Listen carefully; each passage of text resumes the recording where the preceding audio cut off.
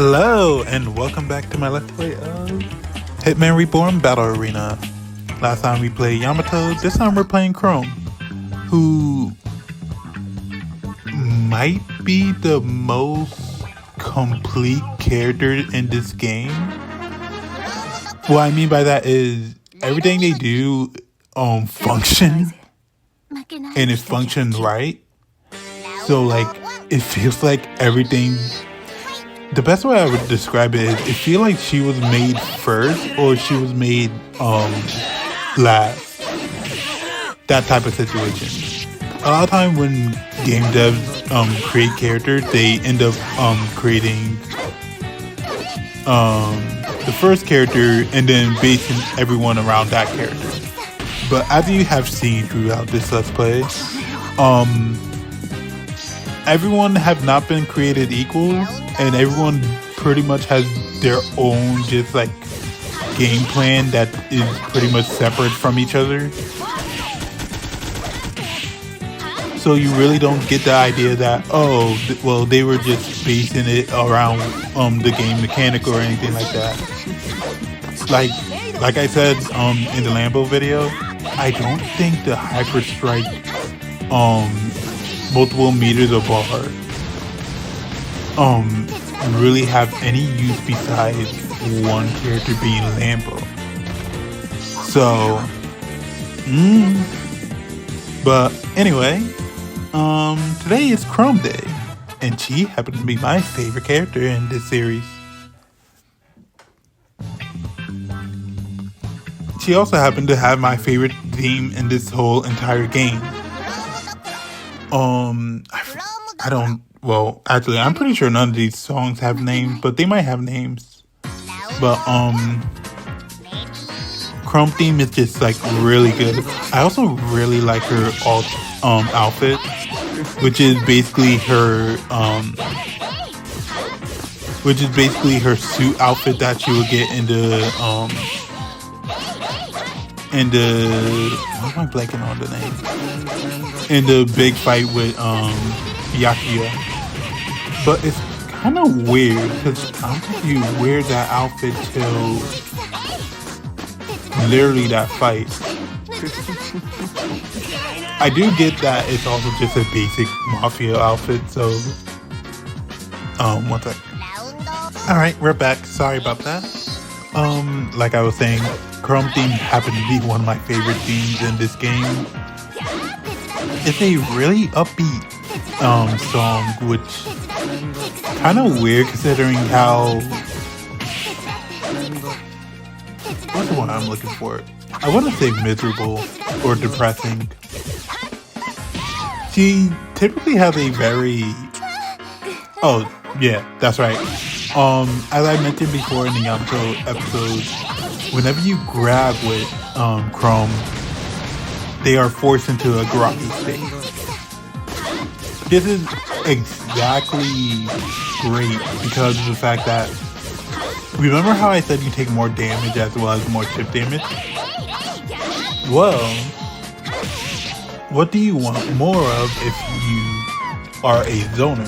You want more damage. And if you happen to be close enough to someone in grab range, you want to push them away to where you don't have to worry about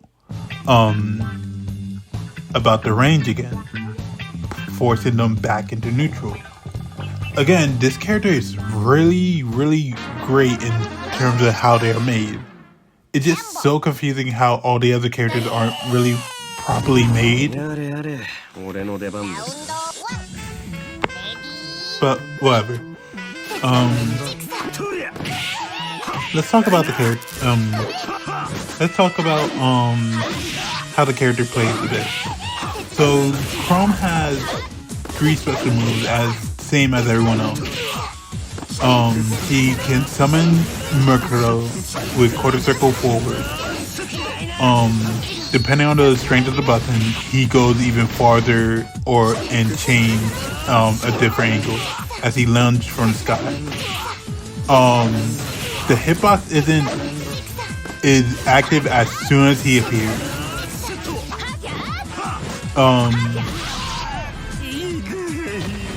Why am I blanking on? I think his name is Jigsaw. I'm forgetting his name, but Quarter Circle Back is Jigsaw or Ding. I'm not sure. I can't remember, and it'll be hard for me to even find them because of the fact that in the long run they don't actually have much significant.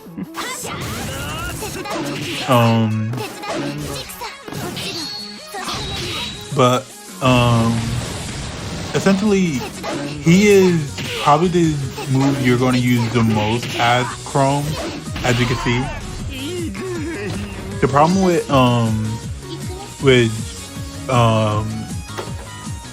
Murkrow is that he kind of has a blind spot. If people just rush you in, then you can't really fight them.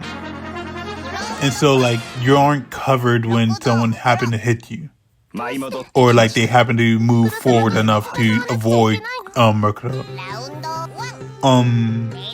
Whereas, Quarter Circle Back, it happens to cover range, and depending on the strength of your button, it sends it into a different angle.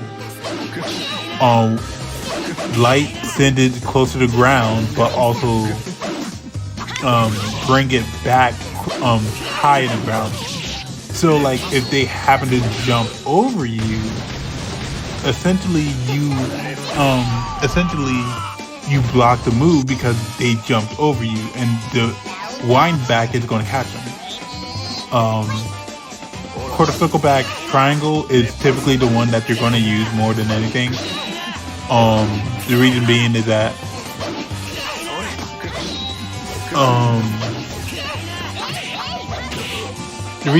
that it's just a really good angle overall. Quarter Circle Back Heavy it's not a bad button, but it's not particularly a great button either. It sends the farthest. Like, it'll send the farthest, but it's also like, why would I really use this one if I'm like, it doesn't go full screen, but it's just like they're already far enough, might as well just throw it out type of situation. As for the last one is, I'm blanking on his name. I remember his ability is teeth, and like changing teeth give him the power of an animal. He used the gorilla teeth in this game, and it will do an uppercut. At first I thought that the move, depending on strength, happened to just, change position similar to Yamato teleport, but no, it just stays in the same place. I'm not exactly sure on the differences between strength, but if I had to guess, it's how delayed is he when he comes out. So like, light will make him come out fast. I want to say, well, it's not really that fast. Medium will come out medium speed, and heavy will just take the longest.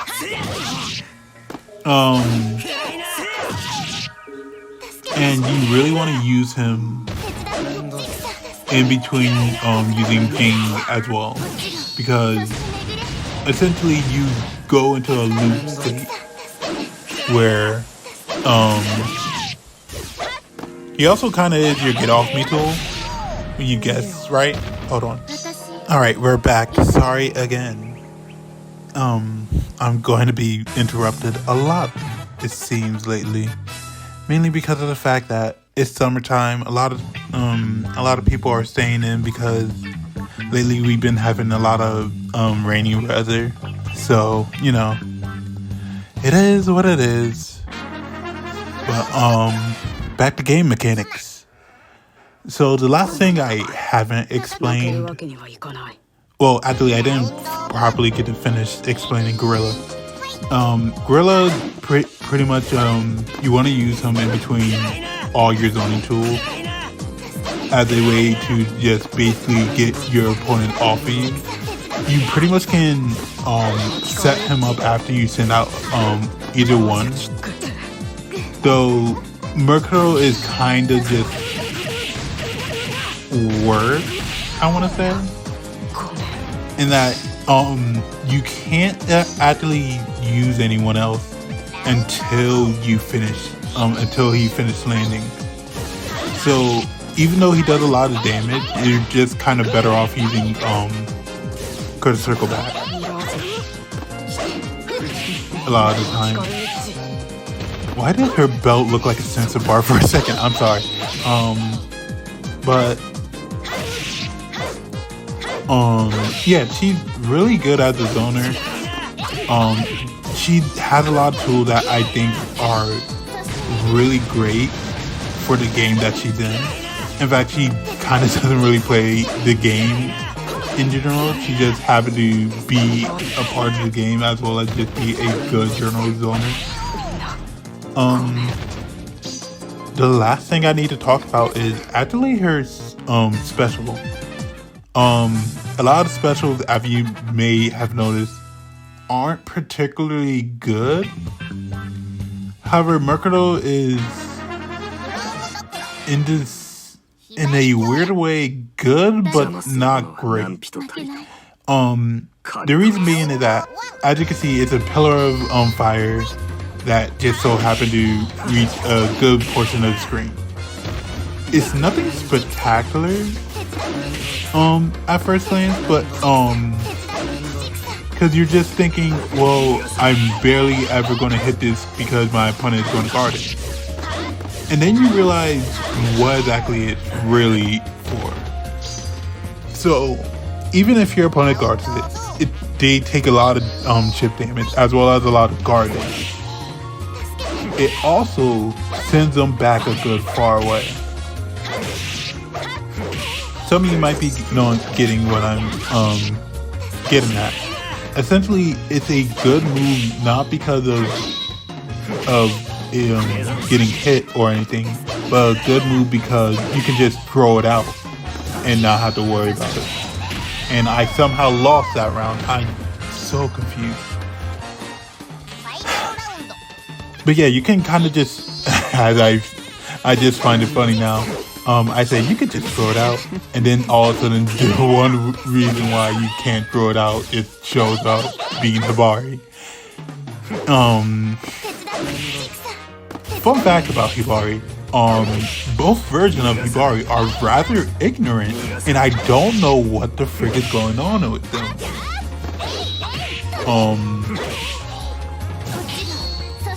Yeah. But essentially, you can just throw it out and it will typically just chip away at them. And you're back in a good position to where you can just go back to your regular zone again. Sorry, once again, interrupted as usual.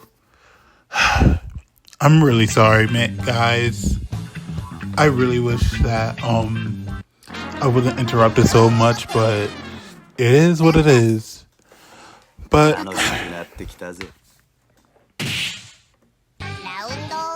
here we are at the usual, hey, you know that character that's a bad matchup for everyone? Guess who's a bad matchup for everyone?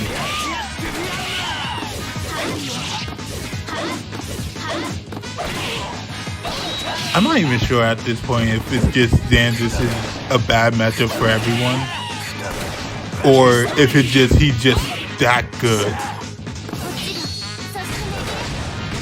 But I wouldn't technically fully call Xanthus a bad matchup against Chrome, mainly because Chrome does have a lot of tools to get in and like counter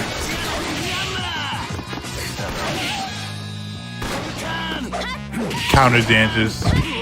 So like, for example, she has her slide, as you can see, which gets a large amount of distance. In fact, I'm pretty sure she literally has that slide only for this matchup, because otherwise she could not actually properly get in or out. But I think this matchup is actually interesting because it put into perspective another angle of Chrome moveset, which is she has an extended hitbox due to the fact that she has her lance. So you can end up being in a better position by just rushing him down instead of just staying away from him. And so it creates this interesting mind game where it's just like we both want to be close to each other, but I have the tools to get in. Just like that, I can ignore a lot of your stuff because I can just do stuff like sliding and stuff like that.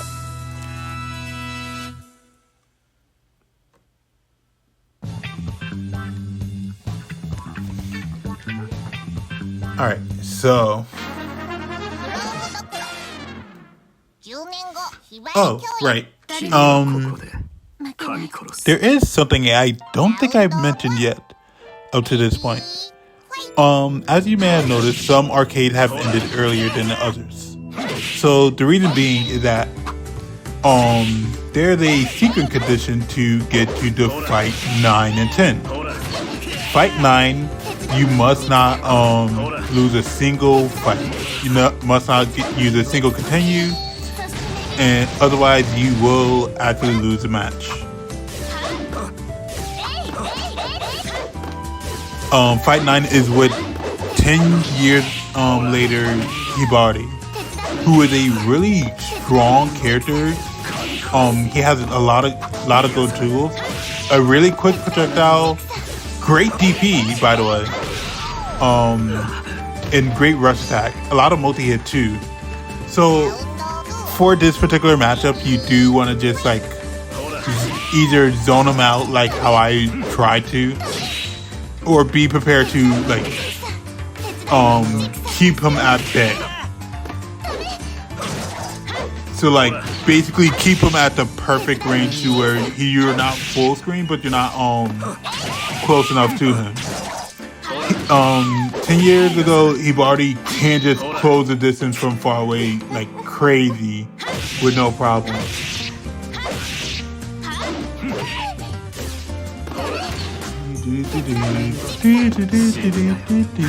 I'm sorry, I love 10 years ago Hibari theme. God, he won't die. But 10 years ago Hibari, pretty good, pretty great. We'll talk about him more if I actually end up doing him, because remember how I said I had to change the laptop because a whole bunch of stuff? Well, a thing with the change in laptop is I lost all the memory from my previous save file for this game. So essentially we're starting from scratch, but not fully. But it does give me a chance to just like figure things out more and more, which I feel like I didn't properly get the chance to do. 10 years ago, Mercado is crazy. He's essentially a better version of Mercado, but instead of like being more set as a zoner, he's very much a spacey. He has more way to get in than he does to stay out. And when he is in, he's pretty much golded. Like, he's great. So the best thing you want to do is like keep your distance. Try your best to rush him down if you can't keep your distance. Stay on top of him.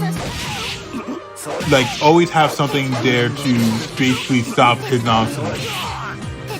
Like, you can see he also has a lot of invisibility frames. Essentially, he's a secret boss, and as you will guys see later in the story mode, he literally is the final boss. But he's really good.